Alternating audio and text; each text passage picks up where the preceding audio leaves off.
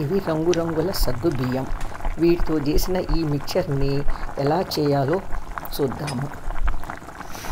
పొయ్యి మీద బాండలు పెట్టి నూనె పోసి బాగా కాగనిచ్చి అటుకుల గెరిట పెట్టి దాంట్లో ఈ కలర్ సగ్గుబియ్యాన్ని కొంచెం కొంచెం వేసుకుంటుండాలి.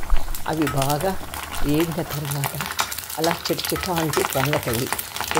వేగిన తర్వాత వాటిని మనం డబ్బాలో పోసుకోవాలి. ఈ సగ్గుబియ్యం మాకు నెల్లూరులో దొరకలేదు, నేను చిత్తూరు నుంచి తెప్పించుకున్నాను.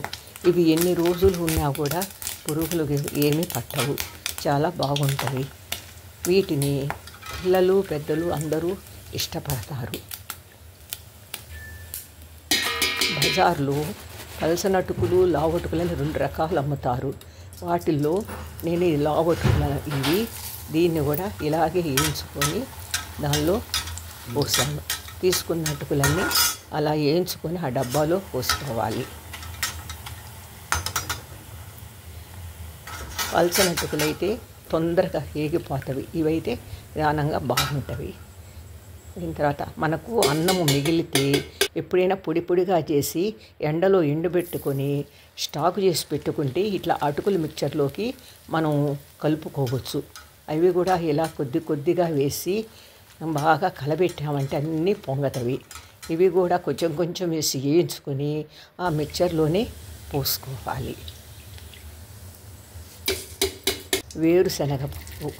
వేరుశనగపప్పు తీసుకొని ఇలాని నూనెలో వేసి బాగా సన్నగా వేగనివ్వాలి.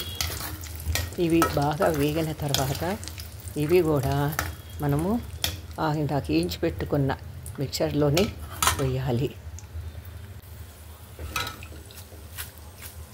ఇవి అయిన తర్వాత కరివేపాకు తీసుకొని బాగా కడిగి శుభ్రం చేసి పెట్టుకొని వాటిని నూనెలో వేసి బాండతో వేయాలి. అవి చిటచిట అంటవి కాబట్టి జాగ్రత్తగా వేసుకోవాలి. వేసి అవి వేగిన తర్వాత అవి కూడా వాటిల్లోనే పోసుకోవాలి. దాని తర్వాత తినే శనగపప్పు అంటే పుట్నాల పప్పు అంటారు, వేయించిన శనగపప్పు అంటారు. ఇది కూడా తీసుకొని మనకు కావాల్సినంత దాంట్లో వేసి కలుపుకోవాలి. ఇవన్నీ ఒక డిష్లో పోసుకొని తగినంత ఉప్పు, తగినంత మిరప్పొడి,